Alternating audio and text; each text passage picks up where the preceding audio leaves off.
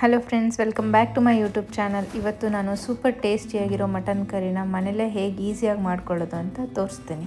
First ನಾನು ಪ್ಯಾನಿಗೆ ಎಣ್ಣೆ ಹಾಕ್ಕೊಂಡು ಮಸಾಲ ರುಬ್ಬಕ್ಕೆ ಏನೇನು ಬೇಕು ಅದನ್ನೆಲ್ಲ ಫ್ರೈ ಮಾಡ್ಕೊಂಡು, ಮಸಾಲ ರುಬ್ಬಕ್ಕೆ ದೊಡ್ಡ ಈರುಳ್ಳಿ ಕಟ್ ಮಾಡಿ ಇಟ್ಕೊಂಡಿದ್ದೀನಿ. ಅದ್ರಾಗೆ ಅರ್ಧನ ಮಸಾಲಾಗೆ ಹಾಕೋತೀನಿ ರುಬ್ಬಕ್ಕೆ, ಇನ್ನೂ ಅರ್ಧ ಹಾಗೆ ಎತ್ತಿಟ್ಕೊತೀನಿ. ಬೆಳ್ಳುಳ್ಳಿ ಹಾಕ್ತೀನಿ, ನೋಡಿ ಒಂದು ಇಡೀ ಕರಿಬೇವಿನ ಸೊಪ್ಪು ಹಾಕ್ತೀನಿ, ಕೊತ್ತಂಬರಿ ಮತ್ತು ಪುದೀನ ಸೊಪ್ಪುನ ಕಟ್ ಮಾಡಿ ಇಟ್ಕೊಂಡಿದ್ದೀನಿ. ಒಂದು ಸ್ವಲ್ಪ ಅದನ್ನು ಹಾಕೋತೀನಿ.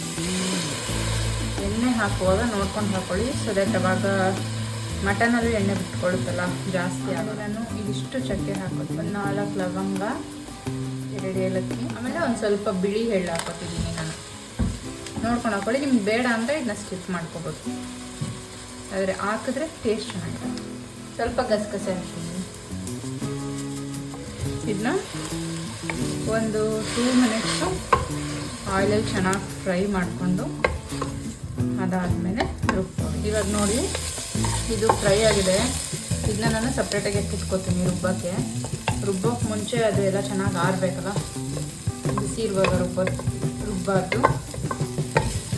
ಸೊ ಆರಕ್ಕೆ ಎತ್ತಿಟ್ಕೊತೀನಿ. ಇವಾಗ ನೋಡಿ ನಾನು ಇದೇ ಪಾತ್ರೆಯಲ್ಲಿ ಈರುಳ್ಳಿನ ಹಾಕ್ಕೊಂಡು ಫುಲ್ ಬ್ರೌನ್ ಬರೋವರೆಗೂ ಫ್ರೈ ಮಾಡ್ಕೊತಾ ಇದ್ದೀನಿ. ನಾನು ಫುಲ್ ಬ್ರೌನಿಶ್ ಆಗಬೇಕು, ಆವಾಗ ಅದರದ್ದು ಟೇಸ್ಟ್ ಚೆನ್ನಾಗಿ ಬರುತ್ತೆ. ಮತ್ತು ಇದಕ್ಕೆ ನಾನು ಇವಾಗ 1 ಸ್ಪೂನ್ ಶುಂಠಿ ಬೆಳ್ಳುಳ್ಳಿ ಪೇಸ್ಟ್ ಹಾಕ್ಕೊತೀನಿ.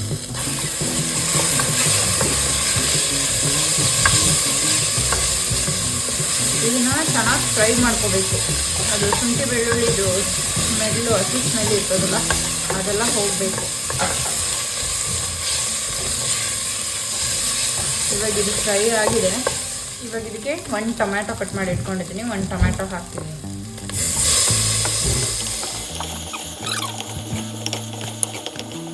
ಇದಕ್ಕೆ ನಾನು ರುಬ್ಬಿಟ್ಕೊಂಡ್ರು ಮಸಾಲ ಹಾಕೋತಿದ್ದೀನಿ.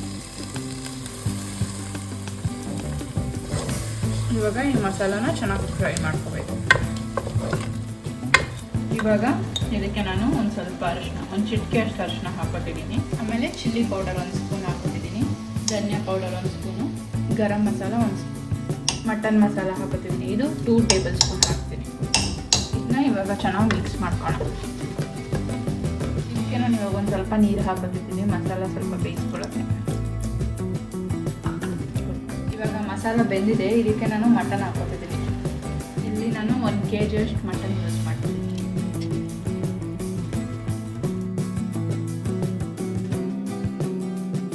ಇವಾಗ ಇದಕ್ಕೆ ಸಾಲ್ಟ್ ಹಾಕ್ತಿದ್ದೀನಿ. ಈ ಮಸಾಲ ಜೊತೆ ಮಟನ್ ಎಲ್ಲ ಚೆನ್ನಾಗಿ ಹೊಂದ್ಕೊಳ್ಳೋ ಹಾಗೆ ಮಿಕ್ಸ್ ಮಾಡ್ಕೋಬೇಕು.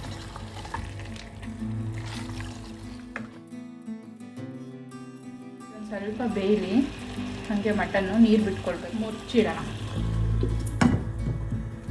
ಆ ಮಸಾಲದಲ್ಲಿ ಚೆನ್ನಾಗಿ ಬೆಂದು ಸ್ವಲ್ಪ ನೀರು ಬಿಟ್ಕೋಬೇಕು. ಆವಾಗ ಬೇಕಾದ್ರೆ ಕುಕ್ಕರ್ನ ಲಿಡ್ ಮುಚ್ಕೊಂಡು ವಿಷಲ್ ಬರ್ಸ್ಕೊ. ಇವಾಗ ಒಂದು 5 ನಿಮಿಷ ಬೆಂದಿದೆ, ಅದು ನೀರು ಬಿಟ್ಕೊಂಡಿರುತ್ತೆ.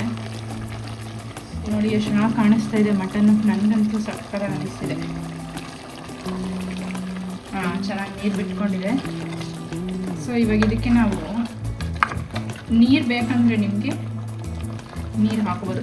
ನೀರು ಹಾಕಬೇಕು, ಚೆನ್ನಾಗಿರುತ್ತೆ. ಇನ್ನೊಂದು ಸ್ವಲ್ಪ ನೀರು ಹಾಕ್ಬಿಟ್ಟು ಎಷ್ಟು ಬೇಕೋ ಅಷ್ಟು ನಿಮಗೆ ಯಾವ ಕನ್ಸಿಸ್ಟೆನ್ಸಿಯಲ್ಲಿ ಬೇಕು ನೋಡಿಕೊಂಡು ನೀರು ಹಾಕ್ಕೋಬೇಕು.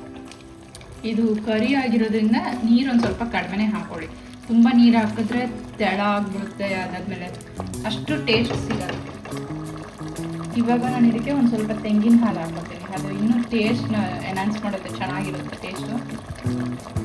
ನಿಮ್ಮ ಹತ್ರ ರೆಡಿಮೇಡ್ ಇಲ್ಲ ಅಂತ ಅಂದರೆ ಅಥವಾ ಥರ ಹಾಕ್ತಿಲ್ಲ ಅಂದರೆ ಮನೇಲಿ ತೆಂಗಿನಕಾಯಿ ಇದ್ದರೆ ಅದರಲ್ಲೇ ಹಾಲನ್ನ ಎಕ್ಸ್ಟ್ರಾಕ್ಟ್ ಮಾಡ್ಕೊಂಡು ಹಾಕ್ಬೋದು. ನೋಡಿ ಮಟನಲ್ಲೇ ಅರ್ಧ ನೀರು ಬಿಟ್ಬಿಟ್ಟಿದೆ.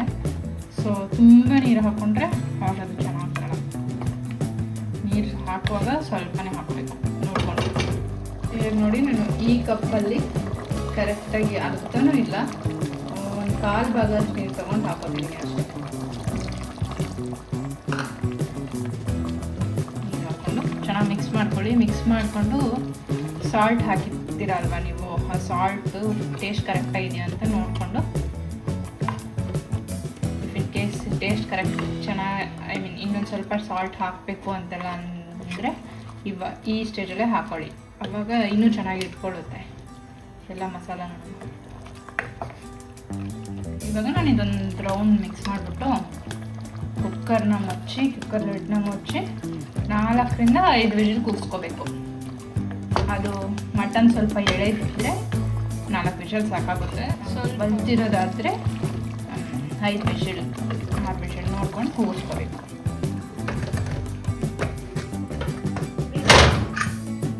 ನೋಡಿ ಏನು ಪರ್ಫೆಕ್ಟಾಗಿ ಬಂದಿದೆ ನೋಡಿ. ಮಟನ್ ಕರಿ ರೆಡಿ ಆಗಿದೆ, ಸಕ್ಕತ್ತಾಗಿ ಕಾಣಿಸಿದೆ.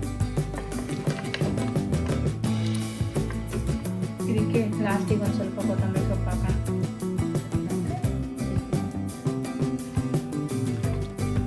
ನೋಡಿ ಏನು ಟೇಸ್ಟ್ ಎಷ್ಟು ಚೆನ್ನಾಗಿ ಕಾಣಿಸಿದೆ. ನೋಡೋಕ್ಕೆ ತುಂಬ ಚೆನ್ನಾಗಿ ಕಾಣಿಸಿದೆ.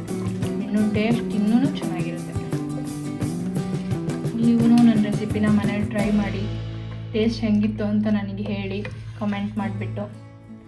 ಇದನ್ನು ನೀವು ಅನ್ನದ ಜೊತೆ ತಿನ್ಬೋದು, ಚಪಾತಿ ಜೊತೆ ತಿನ್ಬೋದು, ದೋಸೆ, ಇಡ್ಲಿ ಮತ್ತು ಮುದ್ದೆ ಜೊತೆ ಮಾತ್ರ ಇನ್ನೂ ಅಲ್ಟಿಮೇಟ್ ಆಗಿರುತ್ತೆ. ಮಾಡ್ಕೊಂಡು ಟ್ರೈ ಮಾಡಿ ನೋಡಿ. ಸರ್ವ್ ಮಾಡ್ಕೊತೀನಿ ನಾನು ಸರ್ವಿಂಗ್ ಬೌಲಿಗೆ.